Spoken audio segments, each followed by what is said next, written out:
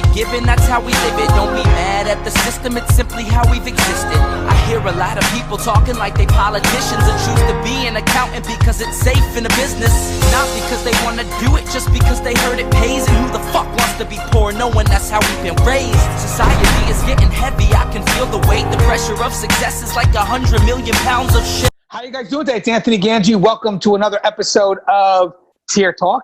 Guys, just want to tell you, got a great treat for you today. Today we're going to introduce you finally to Connie Civilian Corrections Academy. Connie's been on our show for quite some time. She does have this business on the side, and we've been getting a lot of requests to get a little bit more about what this business offers. And honestly, I should have done this a while ago. I don't know why I didn't, but now that the requests are coming in, I kind of told Connie last minute, Connie, got an idea for a show, but this time it's for you. And I know there's a lot here to offer, so I'm very excited because I myself am going to learn a little bit about what she offers as well. So Connie, do you mind introducing yourself to our audience again? Sure. Hi, Connie Alleyne here. I am the founder and president of the Civilian Corrections Academy. I am also the podcast host for The Fly Behind the Wall and Conversations with Connie.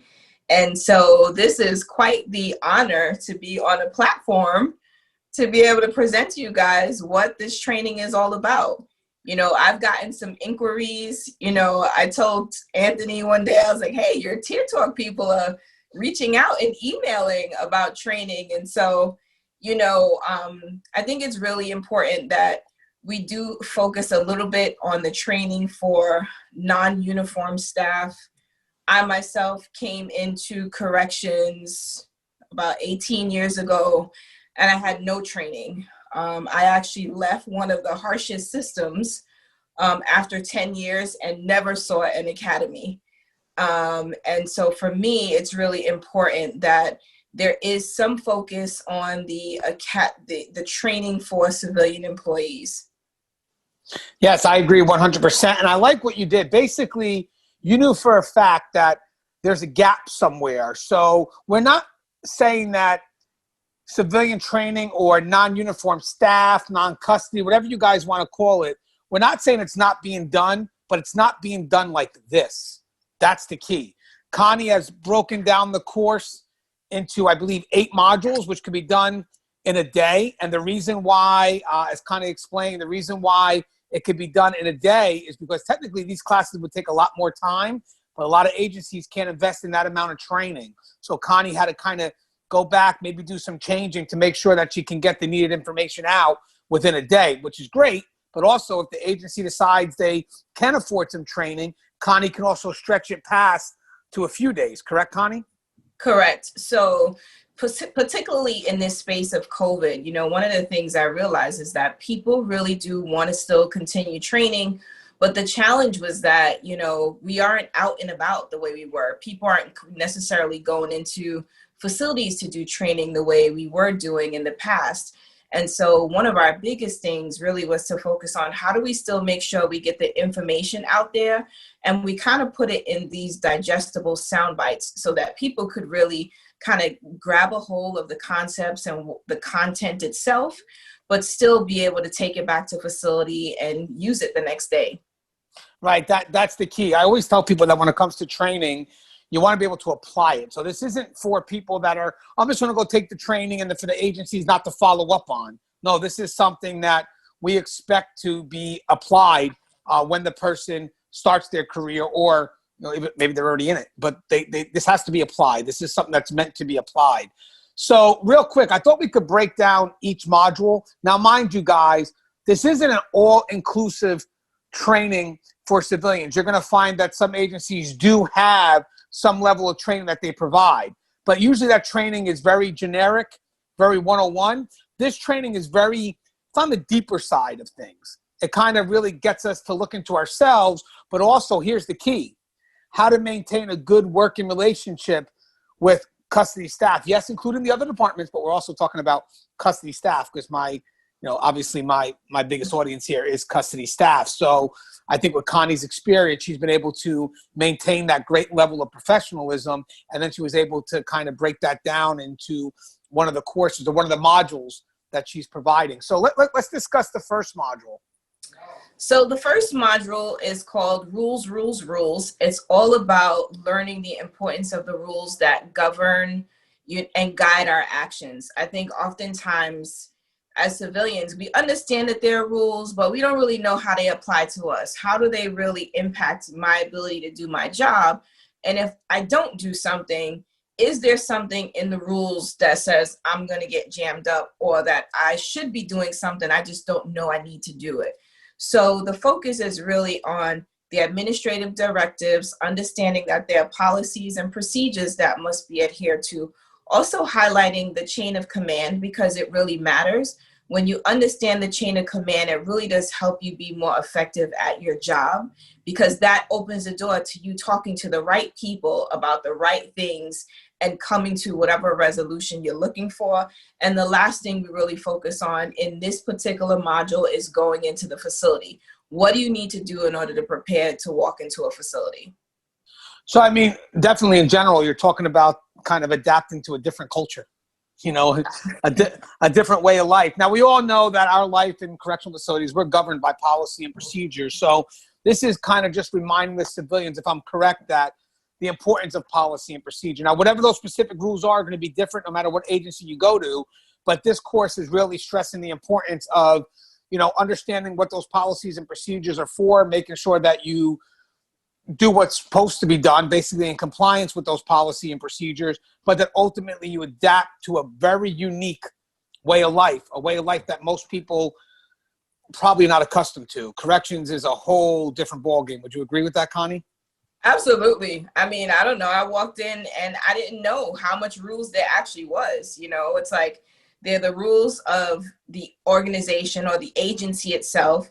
Then if you don't work for DOC, there's rules of your vendor.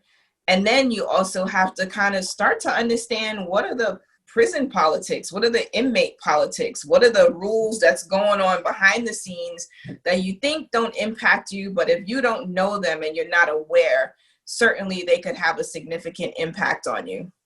And now, Connie, each module, I'm assuming, deals with something personal to you, because obviously, in order for you to know what's needed, you yourself had to know what's needed. So what was it about module 1 that you decided, okay, this is needed and this has to come first?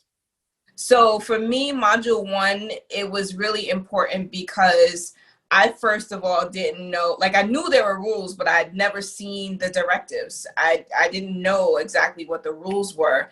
And particularly, I recall when I became a union delegate and I had a staff who had violated one of the directives, but we did not know what the directives were. So it wasn't until we got to the point of arbitration that we actually saw, so here are the rules that you should know. I mean, yes, there are the employee handbooks, there are all these wonderful things that you get, but when you aren't getting the rules that's governing the house, you're missing out on the information that's vital to your success. Right, and I always tell people that. I mean, even when I got into correction, I crossed into custody, I knew it was a very unique world, and I did my best to get an understanding of that world, but I'll be honest with you, that happens every day. You know, every day there's something new that's going to be present, but it's good to have a good foundation, because that's going to kind of teach you how to apply what's coming your way. Because again, our environment's changing every day, very dynamic, if you will. So let's cross into the second module.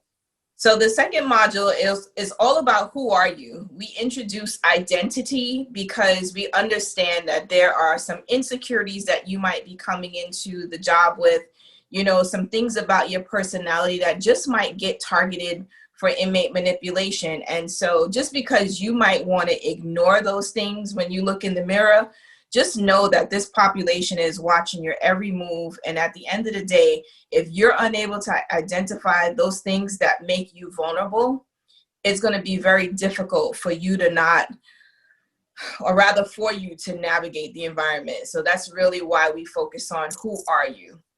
And obviously going into custody, we've done that. You know, you have to know who you are, because one thing, even from a mental health perspective, you got to try to hold on to that. Sometimes you're going to lose that. So just having a little ounce of who you are, that foundation really matters, because if you don't have it, as the career progresses, there are going to be moments where you're like, man, I just get frustrated. You start losing that sense of self. So you got to hold on to that little piece of who you are. But like Connie also mentioned, I think it's very important that we understand right at the get-go if this profession is for us. And we have to be brutally honest with ourselves. Don't fake the funk, because you're dealing with professionals who are going to know that you're faking the funk. And I actually think, this is crazy, guys, but I think this is true. It takes more courage to admit your vulnerability than it does to not admit it. So if you go in and you say, hey, you know what, this job isn't for me, bravo. Because most people won't say that, and they wind up getting caught up in their career. And all they had to do was just admit to themselves, you know what, this wasn't for me right from the get-go. And something tells me, Connie, and I'm sure you can add on this too, is that people know going in that this profession may not be something for them, but sometimes they're not willing to admit it. And in the end, all that does is just, it literally destroys them. It destroys any potential for them to probably even do good in this career, because most likely the ones that are vulnerable, the population will pounce, guys. They will pounce, and the end result is going to be, you're going to be doing something foolish, correct? And it really does start with people that don't understand who they are. Absolutely. So, I mean, one of the things we talk about is, like, for example, if you're in a financial bind, right? You know, no one knows what your finances are, right? So we're not even going to go there. But if you're in a situation where you could now go in, you're working the doubles, you're doing this, you're doing that, but now you've got, you know, an inmate who's presenting you with this opportunity, right? Like, I think that when you get lost in, I don't want to admit that I have this thing going on in my life that makes me vulnerable. You know, I had someone who worked with me who, you know, she was fresh out of a divorce, and, you know, she came on the job and everything was about having interactions. She was smiling all the time when the inmates would compliment her. It was a lot happening. And so part of this particular module is we go into what's motivating you. Like, what's motivating you to be here? What's motivating you to stay here?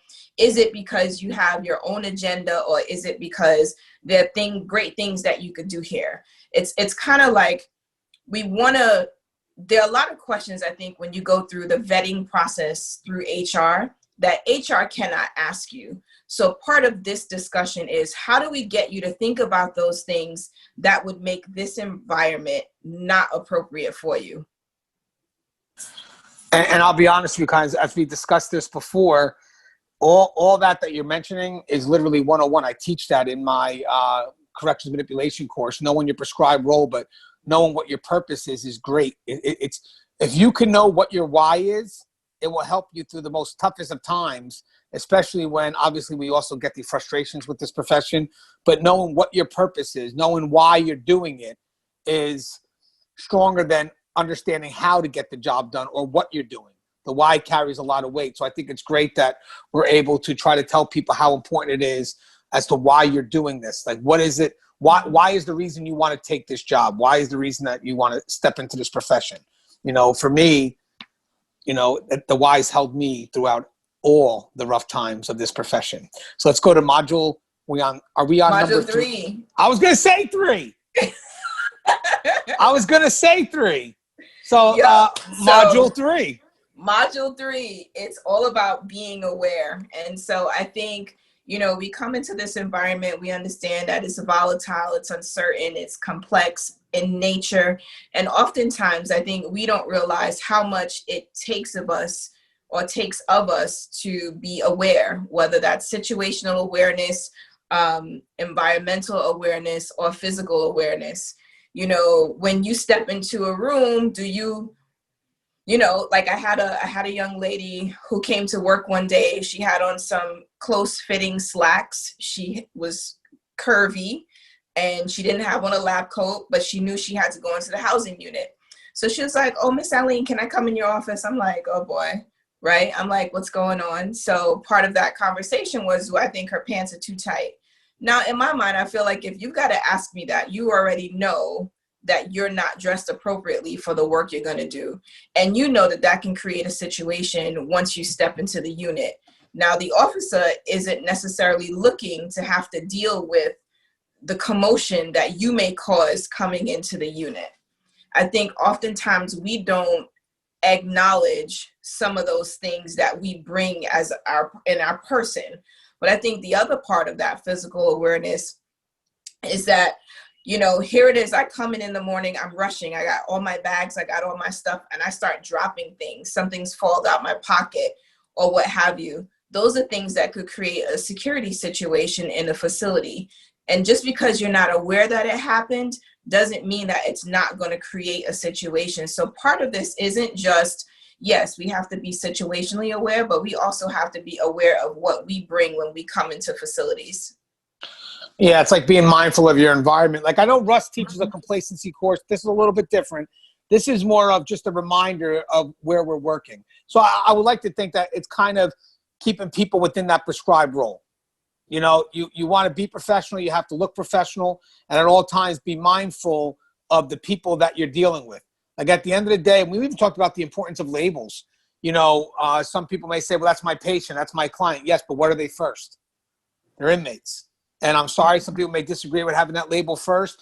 I don't, because that's been a great shield for me. I'm not, you know, minimizing whatever their accomplishments are going to be, and I'm not using that to degrade them. I'm using that as a shield for myself to be mindful that, yes, I know they're clients and I know that they're patients, but in the end, what keeps me on my toes, what keeps me mindful of my environment is I know they're inmates first. And anytime that title can easily supersede the client title or the patient title. And I definitely think that's a class that needs to be taught.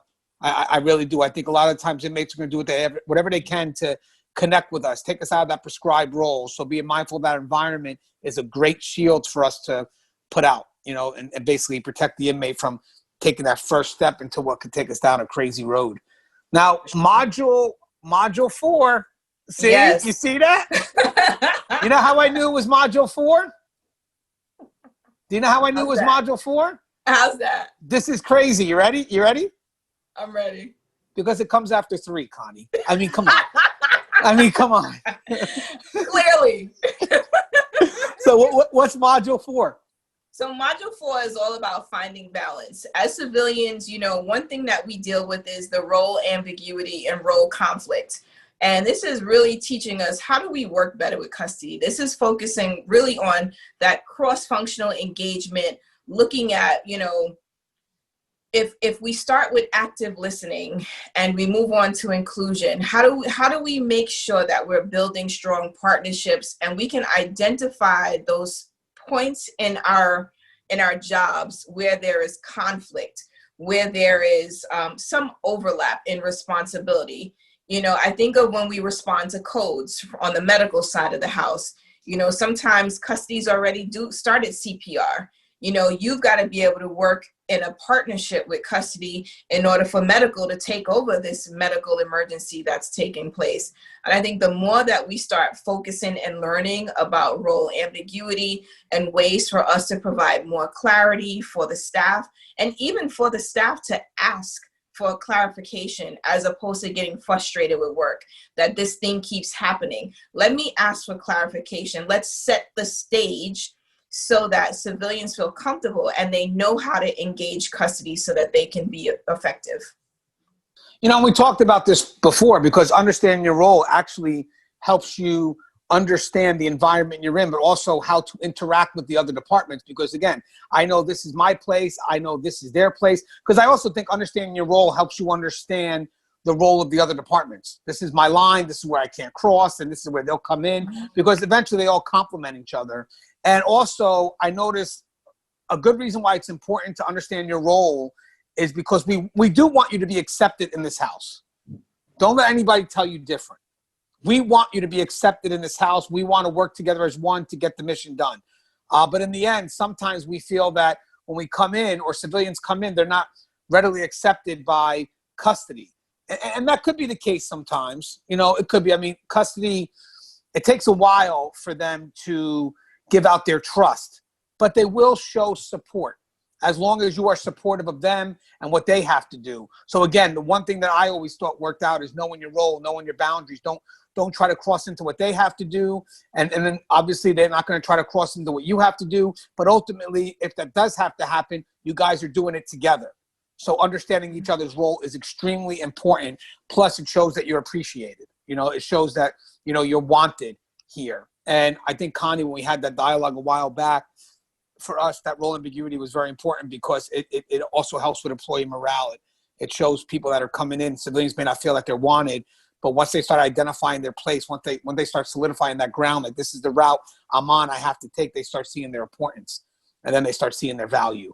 And hopefully we as custody or the other departments see that and motivate that. Now we are on 1, 2, 3, 4, 5. 5. Okay, so what's module 5? So module 5 is all about managing in corrections. It is about just understanding that it's a non-traditional environment, and as a manager, you know, the expectations of you may be a little different in that you do have to kind of stand in, I don't want to say stand in the gap, but you have to learn to serve as an advocate for your staff. So many times, depending on the structure, you may have, you know, be getting some instruction from custody, you're getting instruction from your central office, and you can't just ignore the fact that your team is the one that's kind of going out and fulfilling those marching orders. And so there will be times where you will need to have some tough conversations, either with custody or with your senior leadership. And that is you serving as the advocate for your team. Like and you know, I think the challenge here is that those conversations can be just really hard to have because you're going to have these conflicting priorities. Your vendor, if you work for a third-party vendor, may have a particular agenda for you, but this is what the operational need is today in a facility. So as a manager, you have to figure out how to balance that, still meet the needs, or have some conversations about why you can or cannot do something. And I think part of that is building your network with custody, building a relationship, and being transparent, saying, this is what they're telling me I need to get done today. Can you guys help me out? Or this is what I need to get done today. You know, do you guys think that this is doable? I think oftentimes you want to go at it alone. I'm the manager. I'm going to make the decisions. I'm going to go do it. But the sooner that we learn that this partnership has value in it, I think the easier it is for us to manage other civilians in this space. You know, I think actually it's good that you mentioned it, because I think there's a reason why you ordered the modules the way it is, because I actually see number 4 going into number 5. So is there a reason why 4, like that role ambiguity, came before number 5? So I think many times we don't acknowledge that there are some frustrations that are building when we're not 100% clear. Like, I know I'm the nurse, but here I'm also looking at safety and security stuff. I'm also functioning in this other role. And so I think as you learn how to navigate the environment and you start moving up the ranks, I think you can apply all your other skills to be effective as a manager. Yeah, and I'll be honest with you guys, even for me at the high level that I'm at, I always try to make sure that when I talk to different departments that I try to get them to connect, but I get them to understand each other's perspective. I would love to see some type of cross-perspective training, because that definitely brings about understanding, and I think understanding comes about through communication. So if we're working in isolation, I think that's because we're not communicating.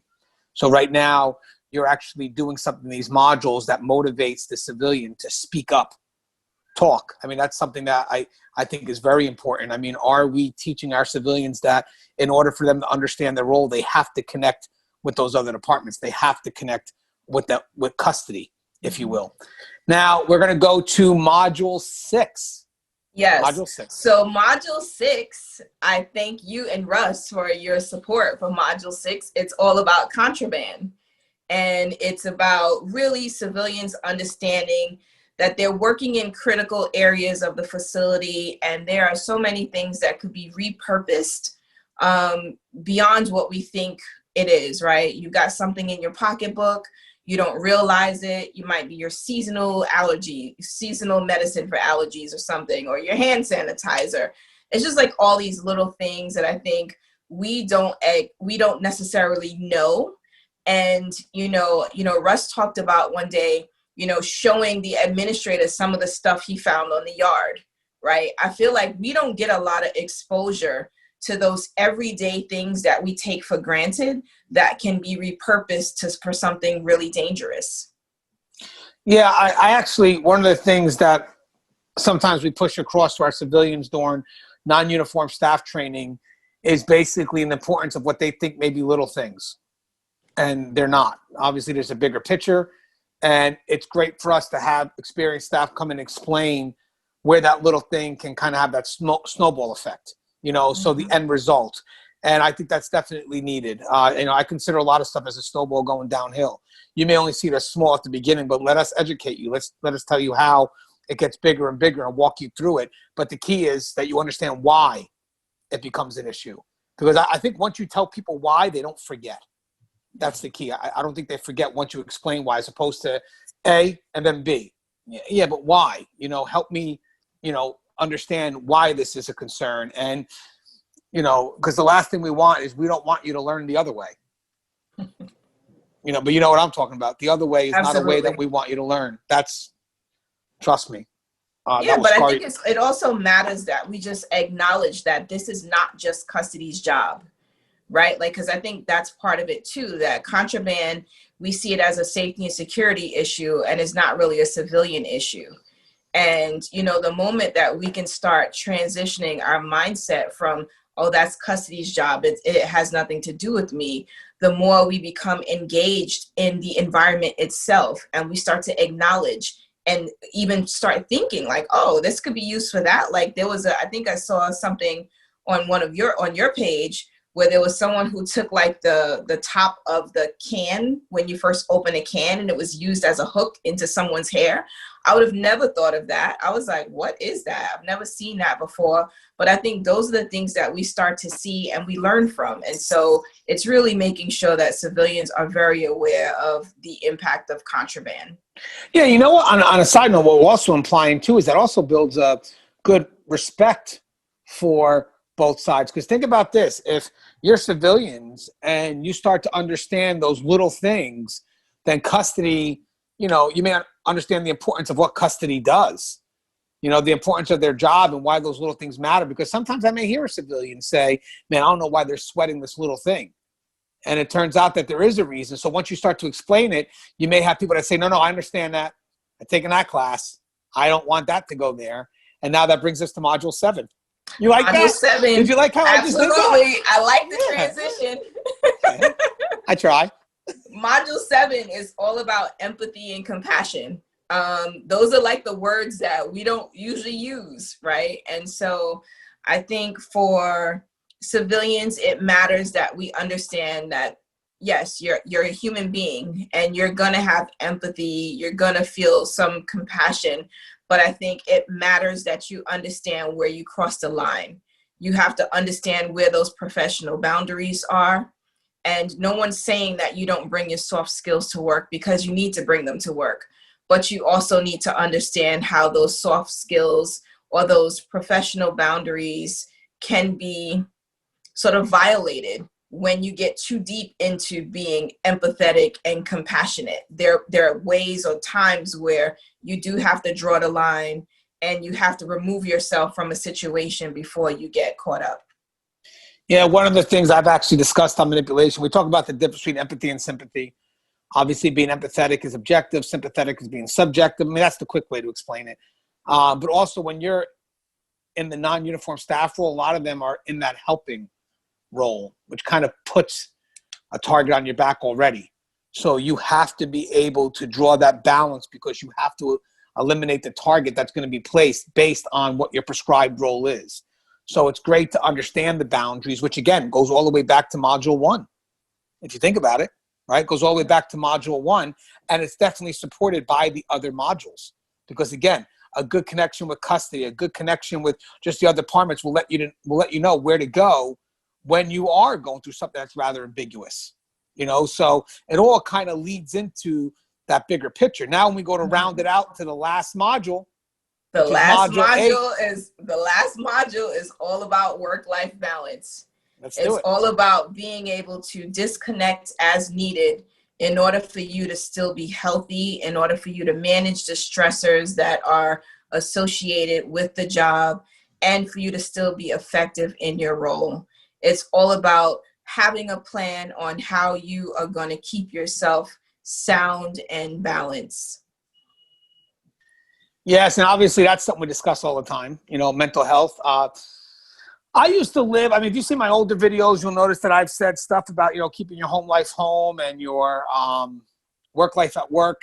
Again, I only agree with half of that. I agree that, you do have to share some level of your work life to your family. I think that they need to know because, again, they know you. But I've also learned as the channel's evolved that sometimes your job won't allow you to leave work at work. So you have to find that balance. You have to maintain that sanity. And again, that's going to bring us back to, if I'm correct, module 2, knowing yourself. Yes. Right? Because knowing yourself. Yep. Knowing yourself. Module 2. Yep. Yeah, because if I could just bring a roundabout, and then maybe you can comment on this, is knowing yourself is that's the key to creating that balance. We mentioned that. If you don't know yourself, then you have no foundation to go back to, correct? Correct. And that's really the focus. The focus is on, so now you know who you are. You know what you bring to the table. You know what your home life is before you take this job. Now you're in the throes of the job. Things are challenging. There's a lot going on, but there's got to be a point where they say work-life balance when it's supposed to be more work-life integration. How do you make sure that, home and work, like you want your loved ones to know what you're going through so that if you are feeling particularly stressed or you come home and today all you want to do is get some rest, when your family understands what's going on in your work life, they are more willing to kind of let you go and get the extra 2 hours of rest that you need today, or let you go and just have a spa day if that's what you need. If you need to turn your phone off, this is what you need to do for a few hours just to decompress. Right. Oh, good. I'm not muted. I want to make sure I'm not muted. Right. And as I said, to me, that's always given me my balance. And I'm not going to say it's an escape. I learned not to use that either because you shouldn't have to escape from life, technically. Like if I'm working my job for 40 hours, I shouldn't have to look for an escape the moment I get at work. There should be some level of enjoyment in what I do. But sometimes the job could get the best of you. So I like the fact that you're going to get a breather. I like that. A breather may be different than an escape.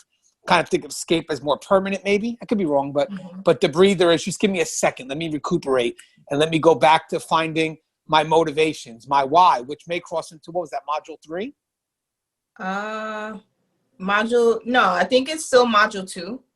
Oh, module 2. So yeah. So it goes right back into, again, we're going to have these rough times. So also know why you're in this profession. That will help you battle through the rough times. Now, Connie, just in general, what do you hope at the end that people take from this course that you're providing with all 8 modules? So at the end, I really just want civilians to understand that they play a tremendous role in the success of us completing the mission, right? Whatever that broader mission is within DOC, like we can't do it without custody. Custody can't do it without us. And I think the more that we train and we understand how we can be a support, we understand how we can better utilize our skills and abilities to help us perform better as a unit.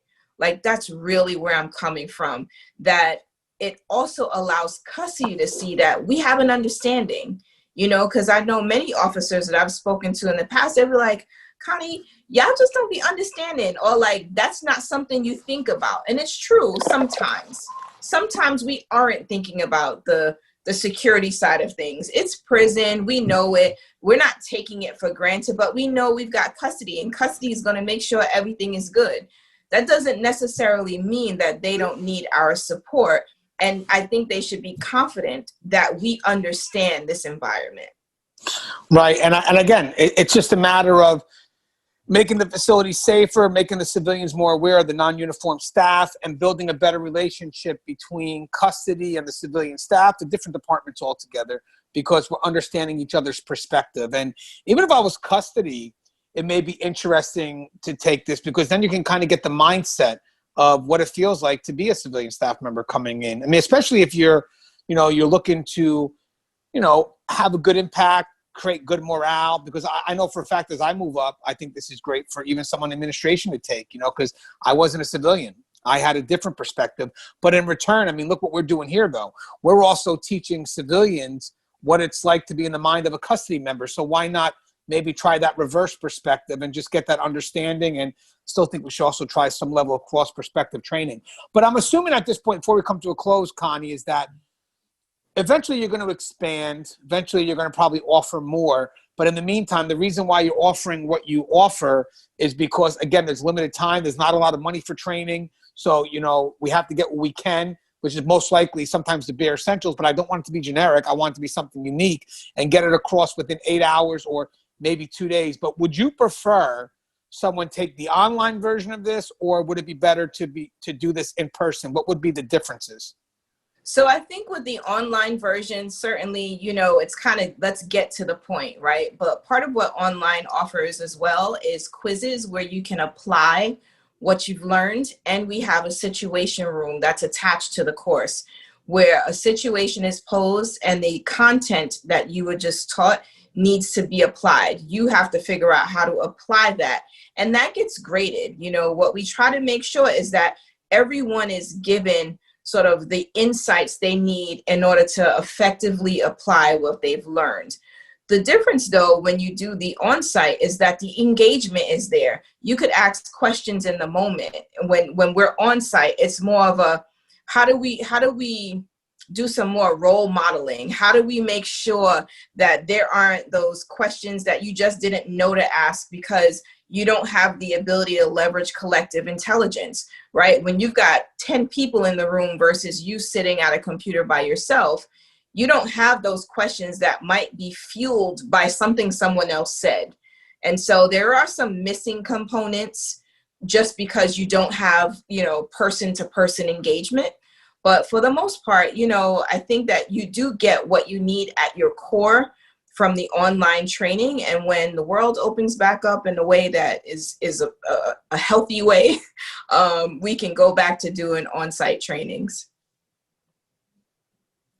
You mute. I got the link in the description. So if anybody wants to check it out, I got the link right to the website. I don't know if, Connie, if we agreed to discussing this, but just again, before we sign off, did you want to discuss a kind of average for the cost of what someone may expect as an individual or an agency, or would you rather direct them to the website where they can get those questions answered? So I'd rather direct them to the website, just because with the agency, we have a very specific training proposal that we do just for the agency versus individuals. But we also try to make sure everyone knows that if you've got education credits through your union that can be reimbursed, this is a course that is reimbursable. And, you know, certainly the information that you learn is information you're going to be able to go back to the facility and apply.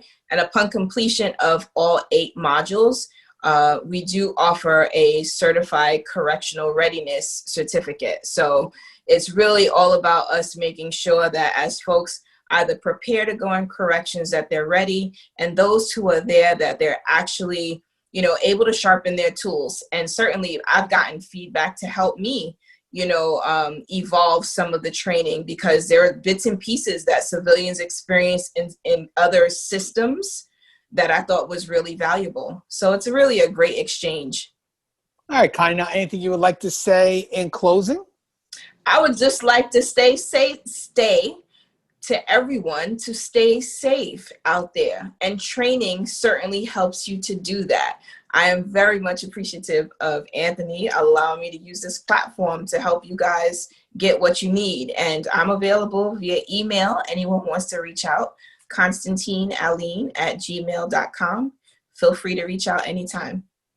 And guys, obviously training is successful when you partner with someone who has the passion to train. You know, I always realize that, you know, if you have people that do it for the wrong reasons, it just doesn't blend well. But when you have people that are motivated for the right reasons, then obviously, to me, the sky is just the beginning. You know, so here what I see is someone that had the passion, you know, to see what was needed. And if ever we're going to put our money in something, we should put our money into something that, you know, someone who believes in what we do. You know, that's the key. I mean, yes, you know, things cost money, just like Tear Talk, everything costs money. But if I'm going to spend my money, where do I think it could be best be invested? And I think it's good to spend money with people that know what's needed with this profession because they've been there, done that, and their passion is what has determined what is needed. Their passion determines that, not the money. Their passion. And that's what Connie's about. Mind you, guys, I get lucky. Connie does my show for free. But technically she could charge me, but that's the passion. She answers anytime I need her because she knows that this profession is just undervalued. So we're doing what we can to increase that value. So Connie, thank you for providing such training. And hopefully people see this and recommend it to their agencies or step up and take it themselves. Whatever the case may be, it's got knowledge, it's valuable, and will only make you better at what you do in this profession. And I'm calling it a profession, not a job. A profession you invest in. You invest yourself and you invest resources. I did, and I'm pretty proud of where I'm at. So, and it all started with training and training by people who care, who made me believe in what I was learning. As always, guys, the show is Tear Time. If you haven't, please subscribe, interact, engage, comment, hit that bell. The bell's going to notify you every time I post a video. Stay safe.